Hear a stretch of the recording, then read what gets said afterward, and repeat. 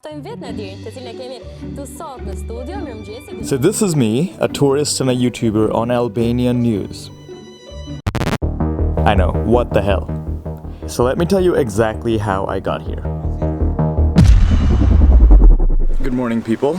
It is 7:10 a.m. and I am in Albania, in the capital city of Tirana. It's 10 degrees Celsius on a November morning. In 15 minutes, I'm about to be picked up by a car from a news channel that want to do like a quick interview with me. I'll tell you in a bit about how I got myself in this situation. I'm deciding I'm gonna make a vlog about this because I saw this YouTube short basically that Johnny Harris made a couple of days ago about behind the scenes of how he was going to get an award. To be clear, I'm not delusional, I'm not comparing myself to Johnny Harris, but seeing that process of how this stuff works behind the scenes was really interesting. I'm wearing my best clothes for the occasion, which are a $5 H&M shirt and a $8 undersized jacket that I got from a secondhand market in Shkodër, and my hiking shoes. Can't film with this camera because this is way too clunky. Want to be as unobtrusive as possible. So I'm gonna film with this thing.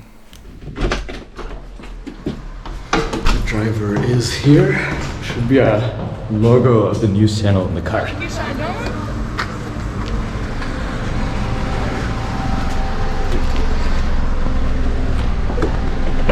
Hi. Hi. Thank you. Eddie. Nice to meet you. Starting the day off with some techno music.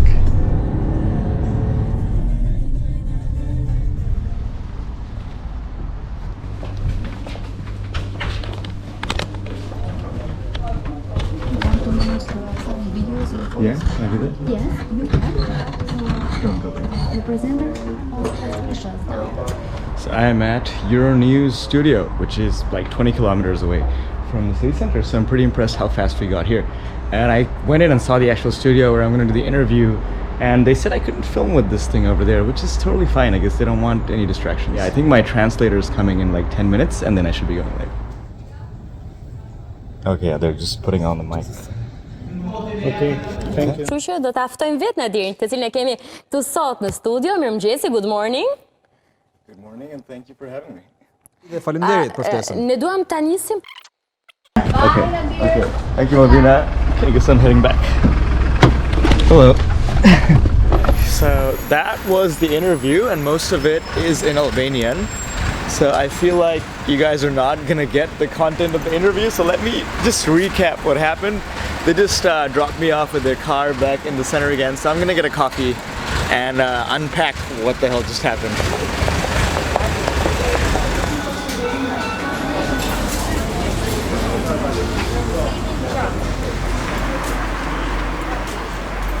Okay, so I basically got myself a big ass cappuccino from this chain called Moncherry. Albanian coffee is so freaking good. So basically anything that's good in Italy, pizza, coffee, it's probably gonna be good in Albania because there's a pretty big influence of like Italian culture or Albanian culture. So I'm gonna try to unpack everything that just happened in there. My friends actually found not just a live link to the interview, but like an actual video that they posted of the clip of the interview, and it was 30 minutes, and that was the first thing that really caught me off guard is how long it was. And I will actually link the whole thing in the video description, so you can go and watch that if you speak Albanian. I think you can hear me speak English in the background. I thought I was coming in for like a very short segment, just a few small fun questions, but they went deep. They were asking a lot of really good questions. When we started out, that whole translator thing really threw me off because I'm really not used to that. These two co-hosts that were interviewing me are very professional, very nice, speak amazing English, but they have to do it in Albanian, you know, because it's an Albanian TV show. So when they started off, basically, they were speaking to me in Albanian, and like almost simultaneously, or maybe like 5 seconds after that, I would hear the English version. It takes a few minutes to get used to if you're not used to that at all. When I was putting on the mic, It was like a bit, I was like, oh, is this how it's gonna work? I knew a translator was coming and I thought it was gonna be someone sitting on the show with me, translating it like manually for me. But no, this was like a real-time translation of whatever was going on. Okay, yeah, they're just putting on the mic. That's how this works, okay. In the past, when I was in college in Oklahoma in the US, I'd done like 1 or 2 TV interviews, but that was just like, 5 minutes of questions regarding stuff, and this was regarding some social activism, political activism that I was involved in college, but it was never like this. It was never in a studio, and that was so freaking intimidating, I'm not gonna lie. One of my friends just messaged me and told me that like it looked pretty chill in the interview, but I was anything but chill. By the end of it, I was like properly sweating all inside my shirt. Those people are wearing jackets and I'm wearing like a t-shirt and I was like completely wet. But yeah, that was pretty crazy. When I came back here, I was like shaking. I think I was just more overwhelmed than I thought I was in the moment. I do this all the time. I'm filming with the camera on me all the time. Sometimes I'm filming in kind of public places, which is a little nerve-wracking for sure. But I'm never in the middle of a studio with like a country's audience watching it when it's being played live and not edited, and I have no control over like what exactly is gonna be put out. Whatever I say is out there. I'll recap some of the more interesting questions that they asked me. They're asking me about the places I like to travel to, which I've talked about a lot. It's pretty obvious. If I have 15 videos from Mexico, that probably means I really like Mexico. If I have a lot of videos from Indonesia, that probably means I like Indonesia. If I'm spending like 5 to 6 months a year in the Balkans, that probably really means I really like spending my time here with the people of the Balkans, be it Serbia, Montenegro, Albania. It's always a blast being here. And they're asking me some like logistical questions, which was really interesting to me. They were like, how do you manage to fund your travels? And it's pretty simple with this stuff.